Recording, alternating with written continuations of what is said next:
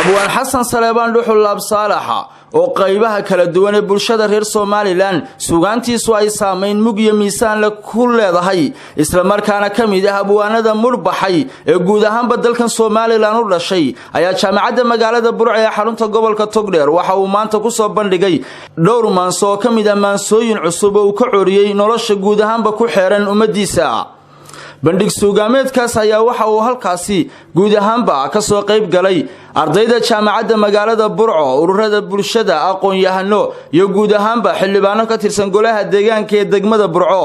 iyo abwaanka caanka ah Maxamed Ibraahim Warsame Hadraawi gudoomiyaha jaamacadda Burco Professor Saleebaan Dirir ayaa waxa uu ku dheeraaday kaalinta uu abwaankani ku leeyahay jihaynta bulshada aqoon-yahan Maxamed Saleebaan Cumar oo isaguna halkaasi ka hadlay ayaa waxa uu tilmaamay in abwaan Xasan Saleebaan Dhuxul uu taagan yahay kaalintii uu 70-yadii uu bulshada Soomaalida kaga jiray abwaan Maxamed Ibraahim Warsame Hadraawi munaasibadan oo guud ahaanba dadkii ka soo qayb galay ay si gaar ah u daneynayeen fahamka guud ee suugaanta abwaankan ayaa geesta kale waxa halkaasi dalada UNITA ay ku gudoonsiisay shahaado sharaf ay ku maamustay abwaan laab saalaxa taasi oo ku mutaystay baydhadeen hogaaminta fiican ee kooxdiisa abwaanka ayaa halkaasi waxa uu ku soo bandhigay maansooyin kala duwan oo ka hadlayay nolosha haweenka guud ahaanba iyo geesta kale qabyaalada iyo waliba tahriibta gale oo ka baxashalay galabtana ku soo noqay xisbiyada uu kala guuro markuu joogo waa gobi gunku sheeg markuu tago beentii runtii goor qura ka wada sheeg amaan iyo dhaliil gole hadalkii isugu geeyay mabda gaar ma leh shacabkii wuxuu guda aqoonsaday garac dubaa kale iyaguna gadoodii boodar gaar loo horiyaa waa geesi sheeg hadii uu gurada tago garwadeena laga dhigo gaajo way naga hari ku soo gaabay sheekada danta guud siyaasiga tiisa gaar ka door biday garanay aan oo wari